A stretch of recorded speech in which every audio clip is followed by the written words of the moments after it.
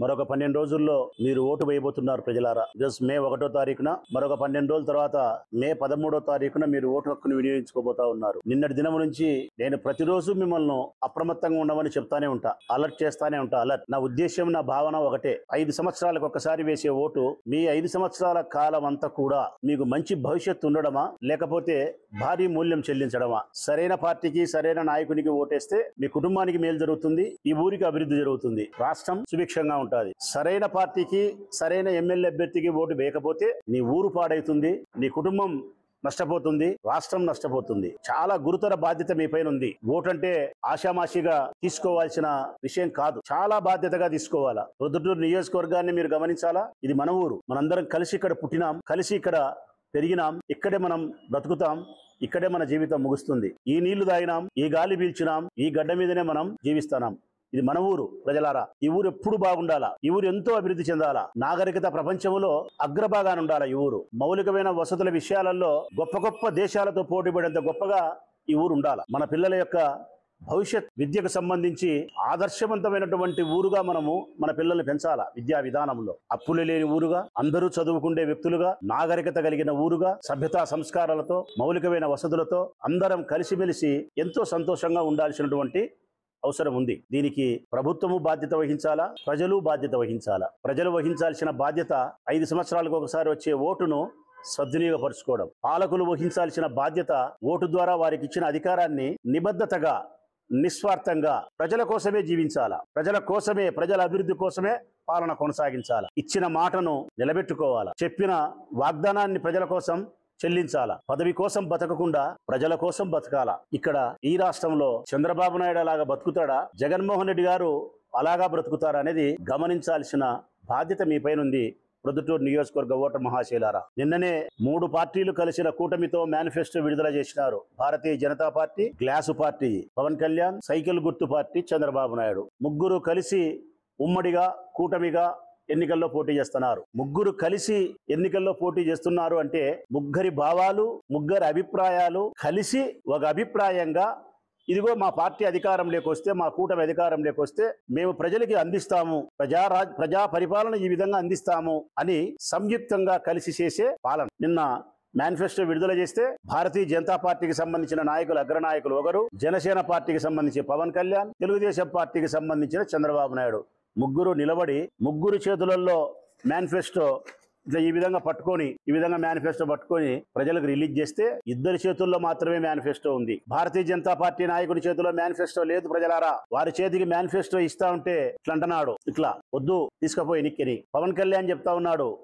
వద్దు ఎన్నిక ఇచ్చేయండి, తీసుకోడని. అంటే దాని అర్థం మీరు విడుదల చేసిన మేనిఫెస్టోను భారతీయ జనతా పార్టీ చేతిలో పట్టుకొని ప్రజలకు చూపించేదానికి అయిష్టం, అంగీకారం లేదు. మీరు విడుదల చేసిన మేనిఫెస్టో మీద ముగ్గురి ఫోటోలు ఉండాలా. నరేంద్ర మోడీ ఉండాలా, చంద్రబాబు నాయుడు ఉండాలా, జనసేన పవన్ కళ్యాణ్ ఉండాలా. కానీ మీరు ఇచ్చిన మేనిఫెస్టో మీద పవన్ కళ్యాణ్ ఫోటో, చంద్రబాబు నాయుడు ఫోటో ఉంది. ఢిల్లీ నుంచి బీజేపీ వారు నరేంద్ర మోడీ గారి ఫోటో వెయ్యొద్దు అని ఆజ్ఞ జారీ చేసినారు. కారణం, మీరు విడుదల చేసిన మేనిఫెస్టో ఏమైతే ఉందో అది అమలు కాని మేనిఫెస్టో, ఆచరణకు సాధ్యం కాని మేనిఫెస్టో, అబద్ధాలతో కూడిన మేనిఫెస్టో. దాని వలన భారతీయ జనతా పార్టీ యొక్క గౌరవం, నరేంద్ర మోడీ గారి యొక్క విశ్వసనీయత రాష్ట్రంలో పూర్తిగా దెబ్బ తింటుంది. ఇది మనం అమలు చేయలేము. చంద్రబాబు నాయుడు గారు నిన్న విడుదల చేసిన మేనిఫెస్టోను అమలు చేయాలంటే ఈ రాష్ట్ర ప్రభుత్వ ఖజానా, ఈ రాష్ట్ర ప్రభుత్వ బడ్జెట్, కేంద్ర ప్రభుత్వం ద్వారా మన రాష్ట్రానికి రావాల్సిన వాటా నిధులు, వరల్డ్ బ్యాంక్ ఈ రాష్ట్ర ఆర్థిక లావాదేవీల దృష్ట్యా మనకిచ్చే అప్పు,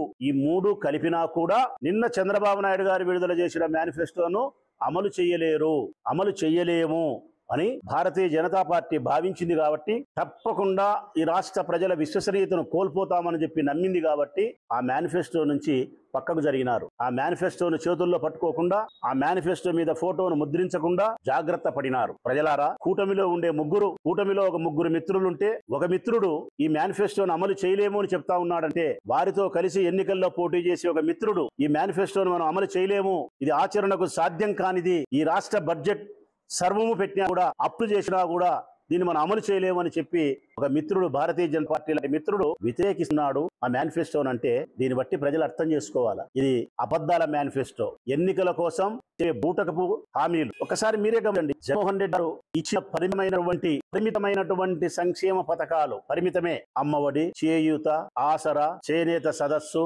ఇవి పరిమితమైనటువంటి. మిగతావన్నీ అన్ని ప్రభుత్వాలలో కూడా దిగినాయి. ఆరోగ్యశ్రీ ఉన్నది, ఫీజు రియంబర్స్మెంట్ ఉన్నది, పెన్షన్ ఉన్నది. ఇవి కాకుండా ఆయన రైతు భరోసా, చేనేత సదస్సు, ఆసరా, చేయూత ఇలాంటివి కొన్ని పథకాలు తీసుకొచ్చినాడు.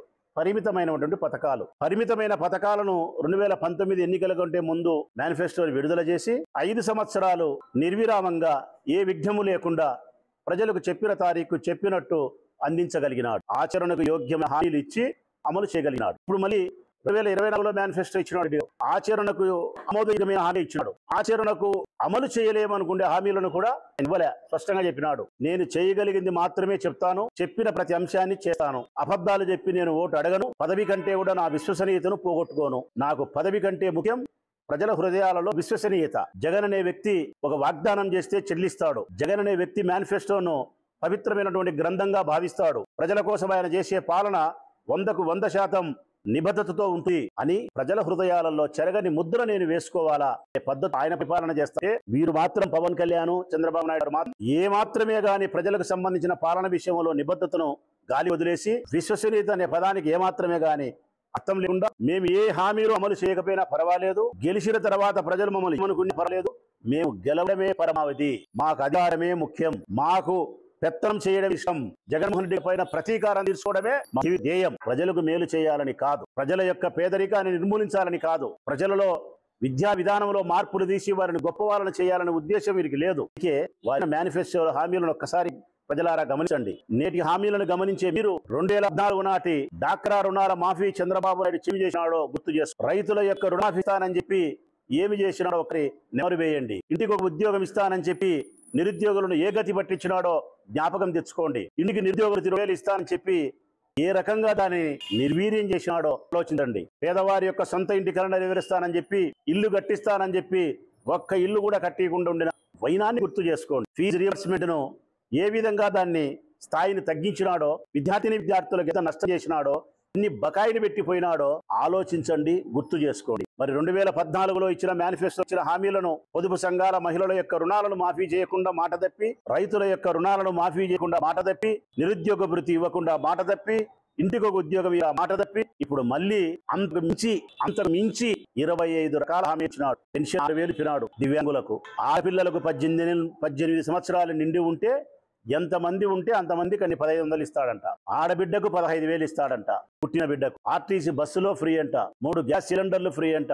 1 కాదు, 2 కాదు, 3 కాదు, 4 కాదు. నేను నీవేది కాదు, ఆ శాస్త్రం చెప్తాను. చంద్రబాబు నాయుడు గారు ఇచ్చిన మేనిఫెస్టోను అమలు చేయాలి. ఈ రాష్ట్ర ప్రభుత్వం యొక్క బడ్జెట్, కేంద్ర ప్రభుత్వం యొక్క మన వాటా, వరల్డ్ బ్యాంక్ మనకి ఇచ్చే అప్పు ఈ రాష్ట్రంలో ఉన్న మన ఆస్తులు ఆయన వ్యక్తి ఆస్తులను విక్రయించాలి.